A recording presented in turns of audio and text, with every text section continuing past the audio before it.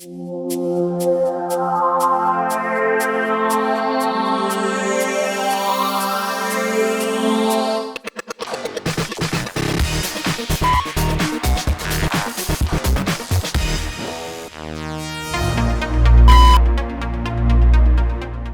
what can we do, to achieve my goal? Occasionally, though, they're going to remain angry and they're still upset.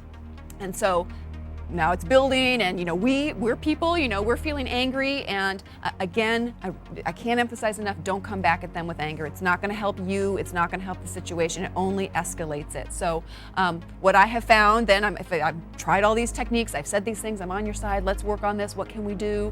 That the next step, rather than coming back angry, is confusion. And so I say to the students, I'm sorry, I'm confused. I'm really seeing that you're angry about this, and I don't understand. I don't understand what I've done wrong. Are you mad at me personally? Is there something I've done that's making you so angry with me? And again, they don't have an answer. They're just kind of well, no, they don't have something that you have done. As long as you set up your policies, you've been fair, you're enforcing them fairly, you've communicated this, and then I think that helps make them realize, well, I am directing a lot of anger at this instructor, and maybe it's misplaced, so they say, well, no, I don't. And so ultimately what you want to try to achieve is a solution, because that's what they're looking for. Normally they want some idea about what's going to happen to me. I'm flunking, or this policy is unfair, I'm dealing with all these issues, I need a solution here. And so if we can help them come to that solution, rather than just arguing and encouraging this angry, confrontational approach, we have the ability to change that dynamic. So unfortunately, again, we have to be fair to all of our students in the class. And so reminding the student of that, I need to be fair to everyone in this class. I can't make little side deals with you or anyone else. I understand that you've got these things going on in your life, but there are other students in the class that possibly have things even, much more serious or severe than this.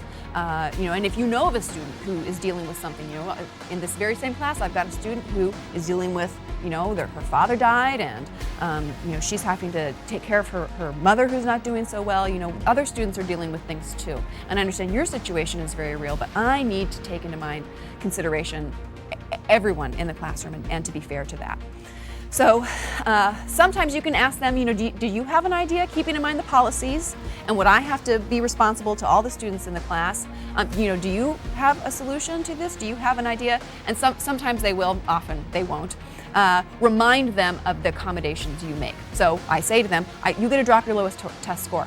And I know that you really thought you were going to do a lot better on this one, and you're upset that you had to miss this exam, but you're going to get to drop it. You're going to be okay. So remind them of the accommodations that you are already making for them. It's not like I'm not accommodating you. It's not like I'm not recognizing that you and the other students have emergencies and very real issues in your life. I am working with that. So remind them that you are aware of that, and that you are working with them to whatever degree your policies have been set up from the beginning.